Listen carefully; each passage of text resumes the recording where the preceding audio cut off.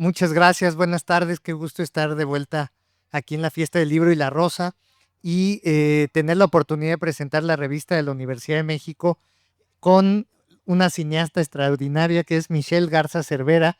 Muchas gracias por aceptar nuestra invitación para venir a platicar sobre tu cine, sobre el cine y sobre la revista de la universidad que este mes tiene su dossier dedicado al cine y en el que eh, hicimos un ejercicio muy breve, digamos, de contactar a distintas cineastas, mujeres que admiramos en México, y preguntarles exclusivamente que nos compartieran cuál era una escena del cine en general que les gustara mucho y que las hubiera inspirado. Y entre esas cineastas estuvo Michelle Garza, que no voy a lograrlo, mejor así.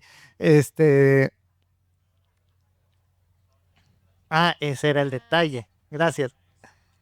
Y bueno, entonces colaboró de esa manera y va a seguir colaborando con la revista. Les cuento que, para quien no la conozca, ella es una cineasta mexicana formada en el centro, en el CCC, que es Centro no, de Capacitación Cinematográfica. También hizo después un posgrado en Inglaterra, Goldsmiths, ¿no? Ha filmado diversos cortos muy reconocidos, y un largometraje que probablemente hayan visto, y si no, les recomiendo muchísimo Huesera, también que recibió muchos galardones.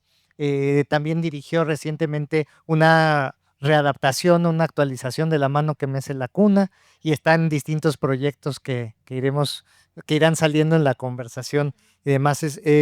Realmente si a mí Huesera me gustó muchísimo, una película de horror corporal, por un lado, de reflexión sobre la maternidad y sobre eh, los monstruos que nos acechan por dentro. Y bueno, es una película que les recomiendo muchísimo, que pueden ver en alguna plataforma en Prime. Está en Amazon Prime. Amazon Prime, sí. Y pues estamos muy contentos de poder platicar con ella sobre el cine que se hace hoy en día, y en particular el cine dirigido, escrito, filmado por mujeres en México, que está viviendo también una gran época. Gracias por No, acompañarnos, a ustedes. Michelle, y para darte pues ya la palabra a ti, primero preguntarte en qué momento de tu formación decides que quieres ser cineasta. ¿Qué es lo que te anima a creer en que era un camino posible, ¿no?, en la vida? Y a partir de ahí, ¿cómo llegamos hasta acá? Claro. No, pues muchas gracias, Jorge. Yo soy súper fan de la revista, así que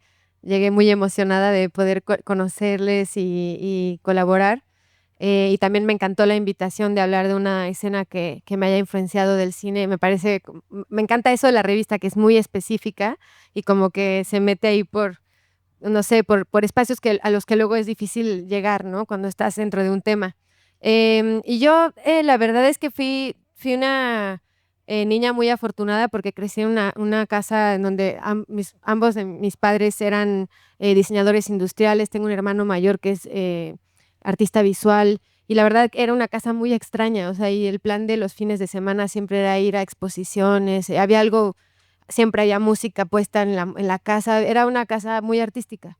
Y yo desde muy chiquita, desde que tengo memoria, lo que más me generaba así magnetismo era el cine. Y es algo que lo tuve de manera muy natural, y mis padres veían cine y mis hermanos, pero yo sí como que me volví obsesiva. O sea, yo cuando era adolescente, yo creo que veía de verdad no estoy bromeando, como 20 películas a la semana. Era loca y hacía listas de, no sé, de mapas mentales de las películas que me gustaban. Entonces, para mí, en cuanto estaba en la preparatoria ya sabía, no tenía duda. Entonces, cuando terminé la preparatoria, apliqué al CCC, no pasé el examen la primera vez, y entonces me metí a trabajar ahí a los cortos de los estudiantes. Y estuve un año ahí en asistente de todo, ¿no? De jalando cables, de todo. Pasé por todas las áreas, y ahí creo que estuvo bien porque vi lo que era estar en un set, y de ahí estaba yo todavía más segura que quería. Y ya la segunda vez que hice el examen ya pasé, y de ahí ya. Y por algún motivo en el CCC yo siempre fui la rara que hacía horror, y como yo tocaba en bandas de punk también. Todavía tengo una banda activa, y yo era como siempre la rara, ¿no? Estaba muy influenciada por John Waters y cine medio trash y el horror. Como hubo algo que creo que en su momento yo estaba muy chavita, pero me sirvió porque me dio como una licencia de probar y de jugar con todo, como que hay algo en el género, y esto estoy hablando del 2009, ¿no? Cuando yo entré a la universidad, que me permitía jugar sin esa, como que sin esas presiones que luego la escuela de cine genera, ¿no? De tener que llegar a un festival con tu primer corto, como que yo estaba de loca haciendo cine de horror sangriento y luego poco a poco me fui dando cuenta de lo poderoso que es el cine de género, ¿no? Y todas las herramientas que brinda para hablar de problemáticas o temas emocionales muy difíciles de desmenuzar. Ujú. Y el cine de género es muy poderoso y el cine en general ha sido una expresión artística extremadamente poderosa en el siglo XX por su alcance tan grande y quisimos, justo para hablar sobre ese tema, eh, en la revista de la universidad cada mes reproducimos una portada antigua atrás de la portada del mes, ¿no? Entonces ustedes, si la despliegan así, van a ver ahí una portada de otro momento de la historia de la revista. Y en este caso escogimos una portada de los 50 en la que ven la foto de Luis Buñuel. Ahí está, justo con nuestra tipografía, y dice el cine, instrumento de poesía. Y esa fue una charla que dio Luis Buñuel en Cultura UNAM en el 54. Lo grabaron, luego lo persiguieron para que diera el permiso para reproducirlo en la revista. No lo dio, la reprodujeron de todos modos. Y entonces gracias a eso tenemos ese documento tan valioso de la plática que dio Luis Buñuel en la UNAM. El gran cineasta surrealista emigrado a México, y dice esto en esa charla que dio: en ninguna de las artes tradicionales existe una desproporción tan grande entre posibilidad y realización como en el cine. Por actuar de una manera directa sobre el espectador, presentándole seres y cosas concretas, por aislarlo gracias al silencio, a la oscuridad, de lo que pudiéramos llamar su hábitat psíquico, el cine es capaz de arrebatarlo como ninguna otra expresión humana, pero como ninguna otra es capaz de embrutecerlo. Entonces, nos pareció interesante esta arma de doble filo tan poderosa que, por supuesto, en una sala de cine uno se abisma, ¿no? En la pantalla, y entonces penetra aparte, a través de los sentidos auditivo y visual, musical, narrativo. Entonces tiene un gran poder para actuar sobre nosotros. Y quería, además de saber qué te provoca esta reflexión, porque también el cine ha actuado, y eso creo que tú también lo has vivido, en Hollywood como una máquina comercial tremenda que está realmente marcando nuestra manera de pensar, nuestra ideología, nuestra cosmovisión, pero el cine tiene ese poder enorme, ambivalente, por un lado, y por otro, Luis Buñuel se refiere al silencio, a la sala, y la sala de cine ya no es el lugar donde más vemos cine, ¿no?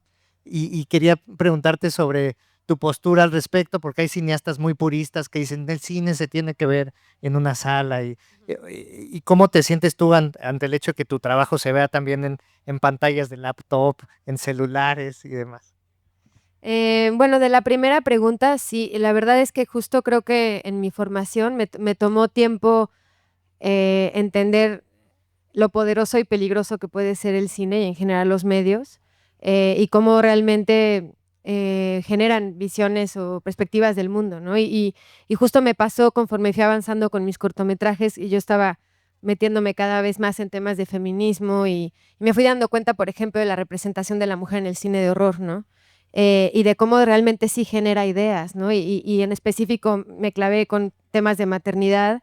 Hay mucho cine de horror maternal, y realmente si lo analizas hay muchas películas que son fenomenales, probablemente de las que más me han influenciado, pero si lo analizas, los discursos suelen ser muy conservadores, ¿no? En muchos sentidos, e incluso como Bebé de Rosemary, por ejemplo, ¿no?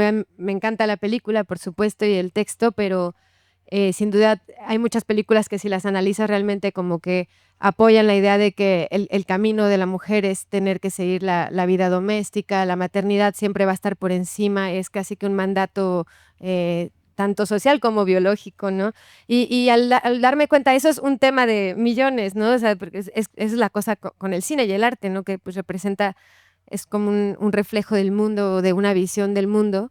Y de ahí fue que me fui dando cuenta de lo poderoso que, o sea, que el horror, en sí el cine no es para entretener, ¿no? O sea, hay algo detrás que lo pretendas o no, va a generar una representación del mundo ante esas miradas, ¿no? Entonces sí viene con mucha responsabilidad y yo como que de manera deliberada dije, bueno, voy a hacer una película de horror maternal mexicana que rete esas otras visiones de la maternidad que usualmente se suelen ver en el cine de horror, ¿no? Entonces sí, creo que es un tema la verdad muy grande y el cual creo que como cineasta tienes que seguirte casi que renegociando, porque creo que es tan sistemático, ¿no? Que es muy fácil volver a caer por las líneas tradicionales, ¿no? Y es como un poco siempre estar como desarmando esas ideas, ¿no? O como retándolas, porque es fácil que te lleven por la corriente, y más ahora con las plataformas, y como dices, yo ahora tuve la experiencia de estar en Los Ángeles haciendo una película, yo quería tener esa experiencia y ver cómo era trabajar en Hollywood, y la verdad es que sí es muy brutal, ¿no? O sea, y te vas dando cuenta el amor que tienes por el cine o por algo que quieres hacer a través de él, cuando entran los intereses del mercado y de los algoritmos y no sé, de algo tan, la verdad, de cierta manera macabro que tiene que ver con la industria del cine, vas dando cuenta de lo valioso que es tener la posibilidad de hacer cine independiente o vaya, en México la verdad las construcciones que tenemos para hacer cine gracias al IMCINE y ya quisieran los estadounidenses tener algo así, la verdad. Porque imagínense que aquí lo único que tuviéramos sería las plataformas, ¿no? O sea, no me imagino, ¿no? Que sería una pérdida brutal para el cine nacional. Y yendo hacia el tema de las pantallas, yo la verdad amo la experiencia de ir al cine, me parece que es como hasta un poco mística, religiosa, y el hecho de ver un rostro humano así de tamaño enorme, y también el hecho de que en estos días es tan fácil la distracción, o sea, estamos todo el tiempo estimulados por mil cosas, y creo que el cine, al menos a mí, me obliga a estar poniendo atención en algo, en algo más que me lleva por un viaje emocional durante un par de horas o más. Y yo, o sea, por lo menos desde mi visión particular, es algo que creo que voy a seguir defendiendo siempre, pero a la vez yo jamás sería de las que diría, no, solo el cine se tiene que ver en la pantalla. Digo, creo que es inevitable, ¿no? Va a llegar el punto en el que, o sea, ya está pasando, ¿no? Que el cine se ve en el metro y en el celular, ¿no? Entonces, creo que estarnos como resistiendo a ellos también es un poco ingenuo. Ujú.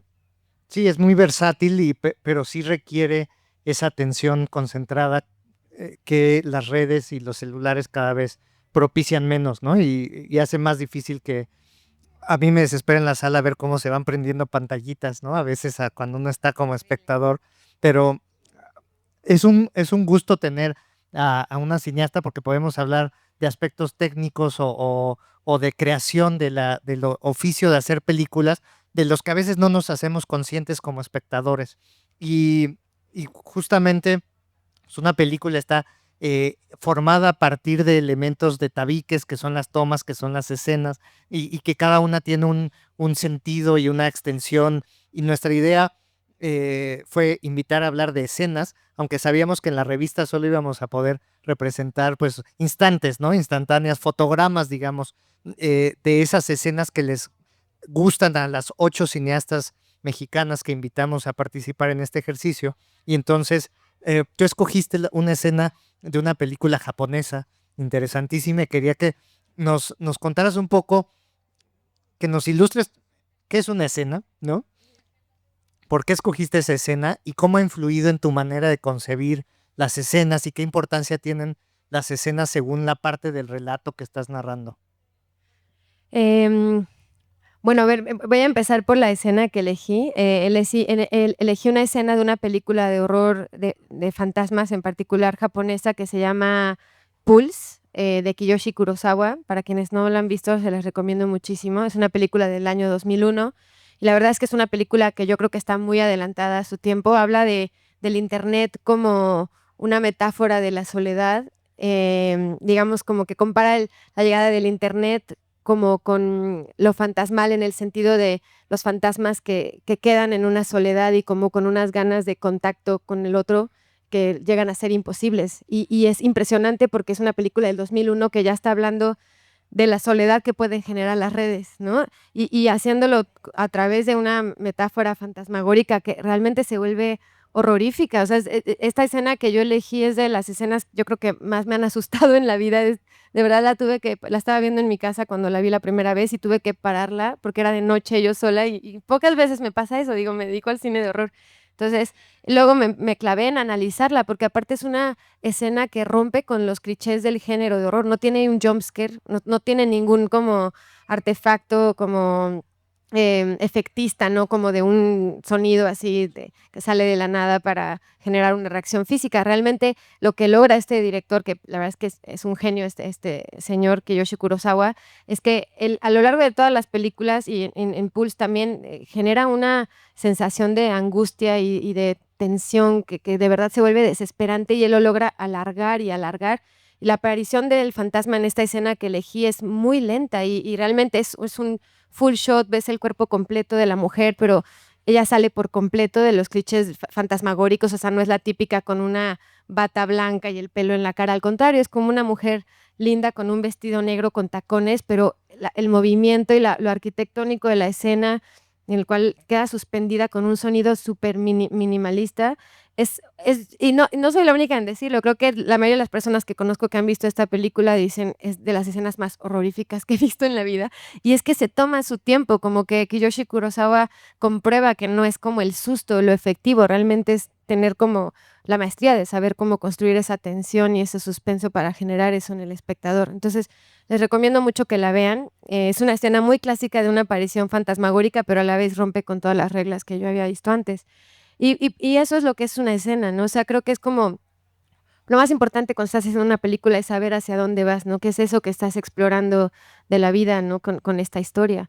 Yo lo que hago cuando estoy construyendo un guión es que escribo muchas escenas de los personajes para entenderlos, pero muchas veces la mayoría de esas escenas van a quedar fuera del guión, ¿no? Y es realmente como la primer pasada, ¿no? Como de entender qué momentos han definido a este personaje, qué momentos la han formado, ¿no? Y en base a qué momentos la van llegando a este momento de su vida que va a durar 2 horas en pantalla, que es el cual explora eso en específico de lo que yo estoy queriendo hablar, ¿no? O sea, o proponer, ¿no? Como un tema, porque no creo que una película realmente sea como hacer un argumento muy claro. A veces, yo creo que las mejores películas a veces empiezan siendo una pregunta y una exploración colectiva, ¿no? Y la verdad es que la película cuando la vas reescribiendo te va respondiendo, ¿no? Y te vas dando cuenta qué escenas, qué momentos son los que pertenecen a esa película. Y sucede mucho que se filman escenas por necedades de los cineastas, ¿no? Porque dices, esta escena es importantísima para para mi personaje, es cuando le pasó esto de adolescente, definió esto de lo que se trata la película. Y luego en la sala de edición acabas cortando casi todo eso que tú sentías en el texto que no era parte de esa como flecha emocional que es la película, acaba quedando fuera. Entonces, lo mejor es darte cuenta en el texto, ¿no?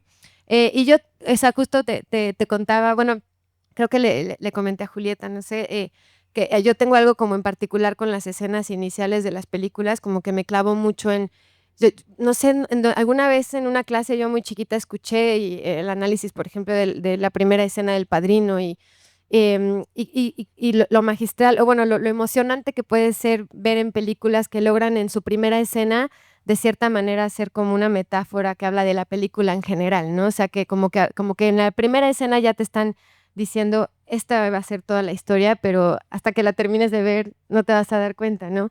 Y yo me he clavado mucho en Huesera, fue todo un tema, porque justo la primera escena, para quienes la han visto, es una mujer visitando a la Virgen de Ocuilán, es una virgen monumental, y la verdad para llegar a eso fue muchísimo, ¿no? O sea, como que mi co-guionista y yo sabíamos que queríamos una escena que representara lo que se siente como el mandato de la maternidad, como el miedo a no llevarla a cabo, o el miedo de llevarla a cabo, es como algo que llega a ser como meterte con algo sagrado y como enorme, ¿no? Entonces, nosotras lo primero que pensamos era la Basílica de Guadalupe, ¿no? Y porque eso creo que como mexicana de inmediato sientes eso ahí, ¿no? Cuando vas un 12 de diciembre, ¿no?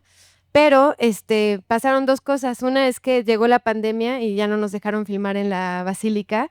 Y luego la verdad para mí me rompió el corazón porque dije, ahora cómo o sea, ¿de qué manera voy a reemplazar lo que se siente estar en la basílica, ¿no? Para la escena inicial. Pero la verdad es que eso es las cosas que luego te da la producción cinematográfica, como que me obligó a partirme la cabeza. Y yo sí me había cruzado también el pensamiento de que alguien que no es latinoamericano, tal vez al ver la basílica no va a entender, ¿no? O sea, lo que se siente ver a la Virgen, ¿no? Y fue entonces que me puse a investigar de vírgenes enormes, y encontré esta Virgen monumental de Nocuilán, y fui con la fotógrafa y la protagonista de la película, y bueno, va subiendo como 600 escalones y es una virgen enorme que volteas y te está viendo. Y subiendo dijimos, es que esto es como se siente, eso es como se siente cuando estás creciendo y estás tomando la decisión de ser o no madre, o incluso cuando ya eres madre, ¿no? Como el pesar social, ¿no? Que tiene eso en nuestras vidas, también como latinoamericanas. Dijimos, bueno, esto es todavía más efectivo, ¿no? Que la basílica. Y fue así, o sea, para mí es una escena de la que estoy muy orgullosa y que creo que como que marca que es como un arco de lo personal a lo colectivo, ¿no? Que pasas de ver que sí se trata de este personaje, pero no solo es de ella, es como algo social, ¿no? Que involucra a todas las personas. Para quien haya visto Huesera y quien la verá esta tarde, cuando después de es una escena muy poderosa que para mí el elemento que más se me quedó en la memoria cuando vi la película era que estaba subiendo los escalones hacia esta Virgen de rodillas, pero con un elemento que a mí me pareció crucial, que es con una esponja, con un cojín. Entonces le ayudaban a subir el cojín a cada escalón. Entonces esa combinación entre sacrificio y confort también me pareció que hablaba muchísimo de nuestro tiempo y de nuestros conflictos internos sobre el cumplir un ritual, pero a la vez no destruirnos en el proceso, que igual también habla como toda esta metáfora del ascenso de la maternidad. Y bueno, y después hay un alejamiento con dron, me imagino, ¿no? Sí. Que también ahí es la tecnología, cómo va expandiendo, abriendo otras posibilidades sobre cómo se puede filmar. Sí, justamente yo quería pasar como del rostro de la protagonista que se llama Valeria a ver esta figura enorme, ¿no? O sea, que deja a Valeria hecha una hormiga. Y me parecía que justo esa toma creo que es la que podría representar la película entera, ¿no? En cuestión de lo que estamos explorando. Y sí, fue gracias a un dron. Nunca hubiéramos podido hacerla si no fuera por el dron, la verdad. Ujú. Y justo habías hablado también del guión, es muy usual que quien dirige una película también la haya escrito, entonces la conciba desde esa fase de escritura previa. Y en el número de cine de este mes no queríamos dejar fuera a este género, ¿no? Subsidiario del cine y también familiar de la literatura, que es el guión. Entonces incluimos un pasaje facsimilar del guión de una película clásica mexicana, La sombra del caudillo, película de Julio Bracho, inspirada en la gran novela de Martín Luis Guzmán, muy bien escrita. A mí incluso me entusiasmó incluir un pasaje de ese guión porque las, no sé, en teatro es didascalias o no sé, como las descripciones, ¿no? Los textos que no son diálogo tienen mucha literatura aparte del diálogo. Y es un documento, en este caso particular, que sobrevivió al incendio de la biblioteca de Julio Bracho, eh, cuyas orillas están marcadas por el fuego, pero a pesar de eso se salvó y es legible.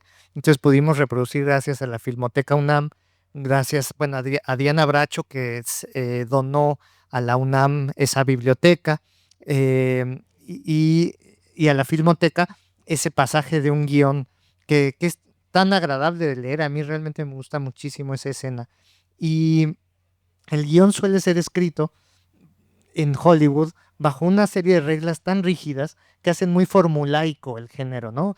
Cuando estudias cine te dicen que al minuto tiene que haber pasado tal cosa, a los 5 minutos tal cosa, el midpoint tiene que haber, todo está perdido. Entonces hay como una receta a la que se apegan la mayoría de las películas comerciales, que hace que sea muy monótono en comparación con la literatura, con el cine independiente, la forma de hacer cine en Hollywood. Pero quería pasar a preguntarte sobre los desafíos de escribir guión, de escribir cine, qué tanto te apegas o te alejas de estas convenciones. Si crees, por ejemplo, que página de guión corresponde a minuto filmado, ¿Y cómo ha sido para ti también? ¿Siempre te imaginaste también escribiendo historias que después dirigirías? Em, la verdad es que en mi caso creo que sí, por lo menos cuando más, disfruto el proceso es cuando estuve involucrada en el texto, ¿no?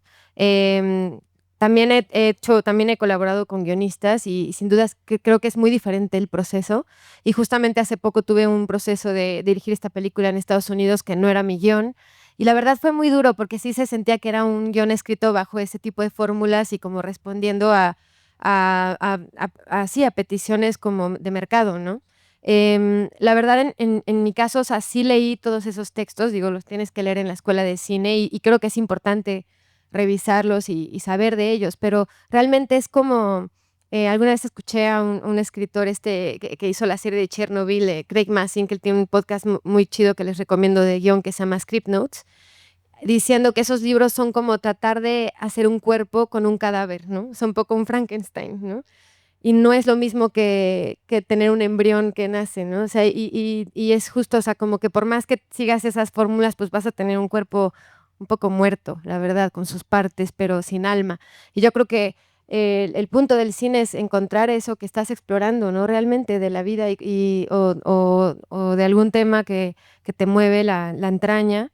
Y creo que eso te va a llevar a fuerza a conocer un personaje, ¿no? O sea, y tratarlo de entender y siento que esos procesos de llevar un personaje de un lugar a otro, ¿no? En donde se van transformando, que eso es la narrativa más tradicional, digamos que sí viene con la transformación o de un personaje, o por lo menos con un viaje del héroe, ¿no?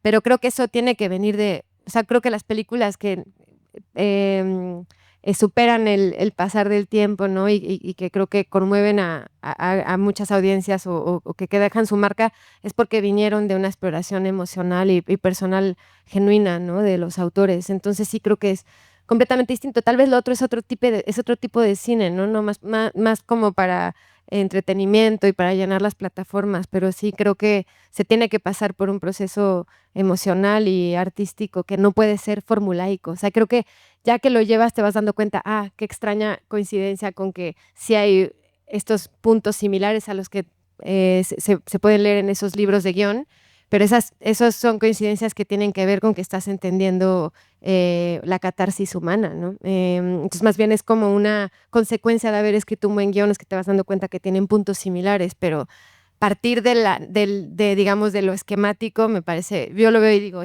casi imposible, ¿no? Y la mayoría de los guiones que he leído que están escritos así, pues sí, se siente que les falta alma. Ujú. Y hablando del alma del cine, ya tocamos el tema de cómo la tecnología va transformando las posibilidades de hacer cine, cómo gracias a la existencia de los drones, pues puedes filmar esa escena que va de la escala muy minúscula de un primer plano a algo monumental.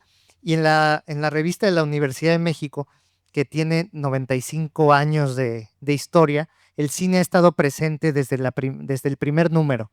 El primer número de la revista se publicó en noviembre de 1930 y hubo un artículo sobre el bitáfono y era una advertencia sobre los peligros del cine sonoro que estaba en ese momento entrando a México.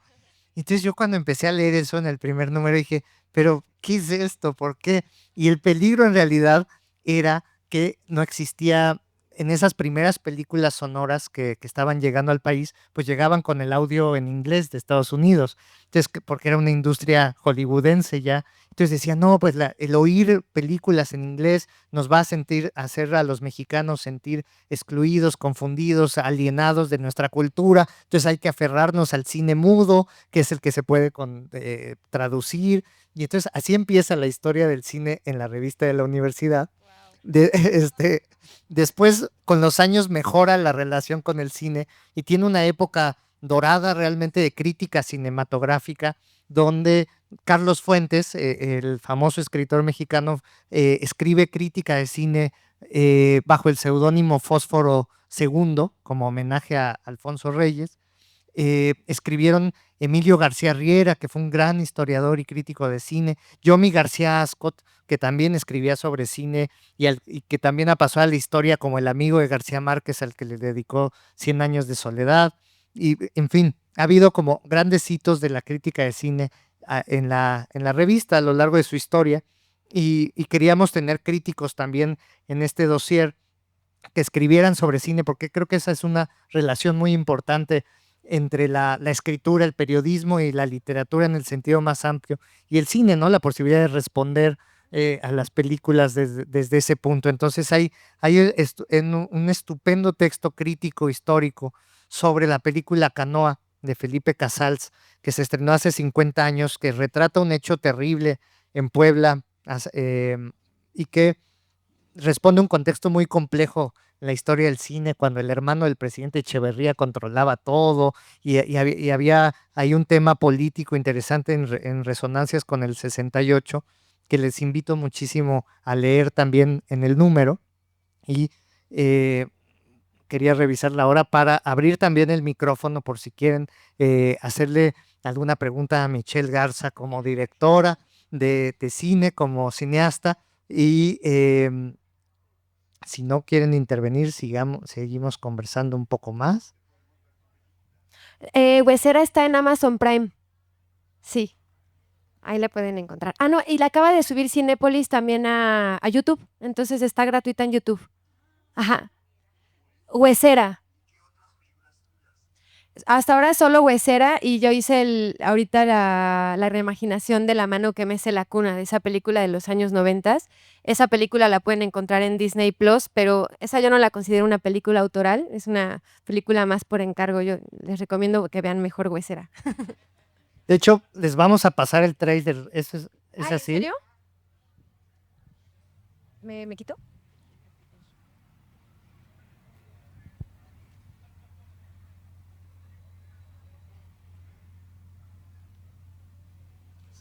¿Tiene sonido?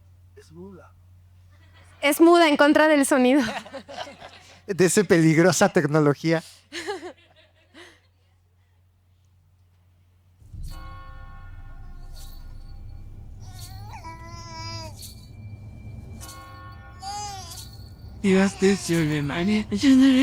Sí, señor, es contigo. 12 semanas. Ahora sí es oficial.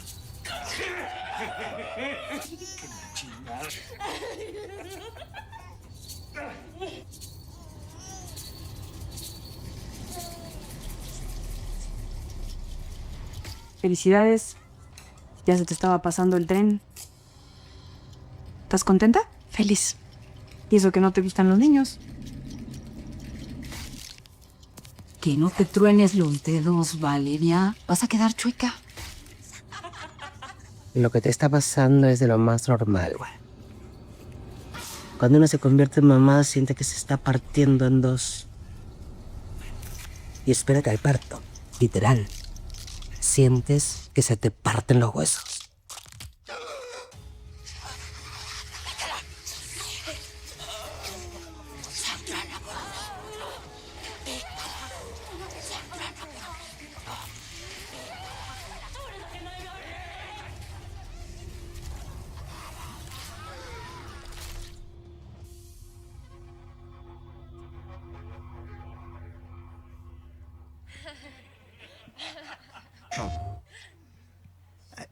Ahí está el diseño de sonido, es realmente aterrador también. Y bueno, en una película de horror corporal, la tecnología también ayuda mucho, me imagino, a diseñar en computadora ciertas cosas. O no sé si te sirvió en algo. No, la verdad es que, o sea, digo, el diseño y todo ya se hace con software en computadora, pero la verdad, la película, pues teníamos un presupuesto muy bajo y casi todo fue práctico. Y el sonido, la verdad, importa mucho desde el texto, ¿no? O sea, muchas de las escenas de horror.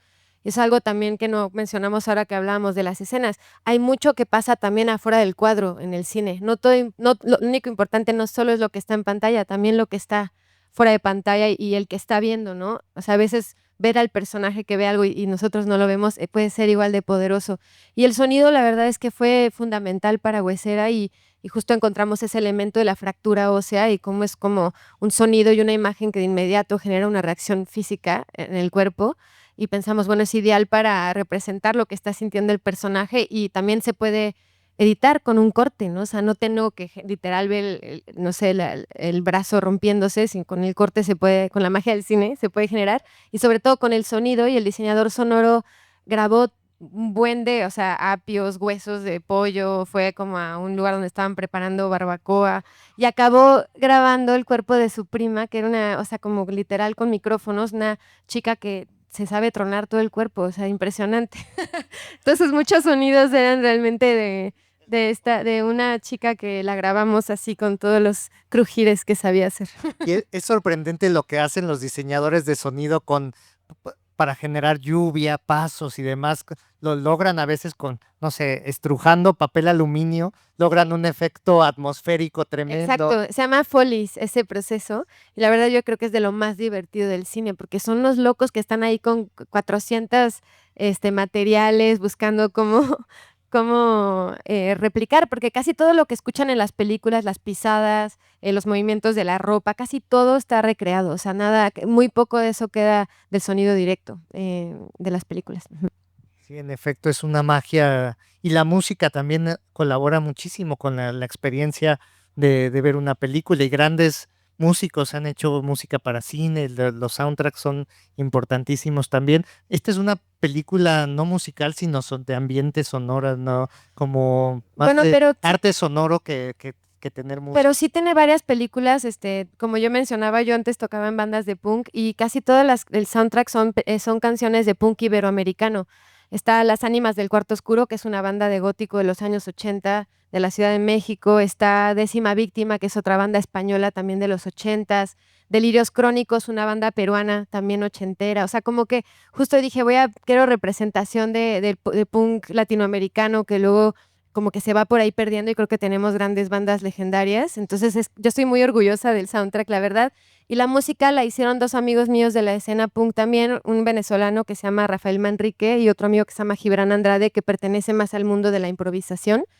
Él toca con esta chica Mabe Frati, no sé si tal vez algunos la conocen, y son músicos increíbles y mezclaron como justamente sus estilos y trabajaron desde la preproducción, por ejemplo, en la escena de Las Brujas todos los instrumentos fueron las voces de las actrices y ellos las compusieron, ¿no? Entonces fue un proceso muy lindo y a mí me encanta trabajar a veces con personas que están fuera de la industria del cine, sobre todo en música, porque a veces rompen las ideas como esquemáticas o muy clichés de lo que suele ser el sonido o la música en una película de horror, ¿no? O sea que a veces un poco hasta arruina Cuerdas desafinadas y ese como que tipo de esos cosas. clichés a mí del horror, la verdad, no, como que les huyo bastante. Entonces, nada, yo quedé muy contenta de la colaboración con ellos. Ujú.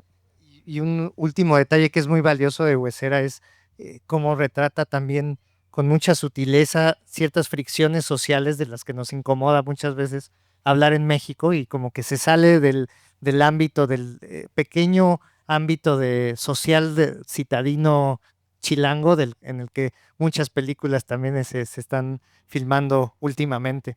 Poco a poco el sol ha ido bajando y ya me atormenta que a nuestra invitada la No, esté estoy bien todavía, cocinando. toda vampira, ya me Estamos siento que no puedo. pronto acabaremos, pero todavía tenemos oportunidad. Exacto, ya. Ella sabía qué iba a pasar con la luz a lo largo de la tarde, pero todavía tenemos oportunidad si alguien quiere tomar el micrófono y hacer alguna pregunta. Si no, mientras tanto, yo hago Alex se va a lanzar. Yo quiero saber cuáles son tus películas favoritas de horror en México, mexicanas. Ay, bueno, Tawada, o sea, les recomiendo muchísimo que vean El Niño de Piedra. Mi favorita es Veneno para las Hadas, que yo creo que esa película es una obra maestra y es como que está muy adelantada. Yo creo que es la mejor manera de hacer horror y aparte está filmada bellísima. O sea, yo creo que Veneno para las Hadas, sin duda, mi favorita. Hasta el viento tiene miedo también, pero ese es el problema con Tawada. Miren, Veneno para las Hadas está en YouTube. No es la mejor calidad, pero se las recomiendo muchísimo. Pero sí, lamentablemente, yo creo que alguien, no sé quién tendrá los derechos de Tawada, pero tienen que recuperar eso, porque no es tan fácil de acceder a esas películas. Ujú. La revista de cine estaba en venta por acá, pero se agotaron todas, lo cual nos alegra mucho.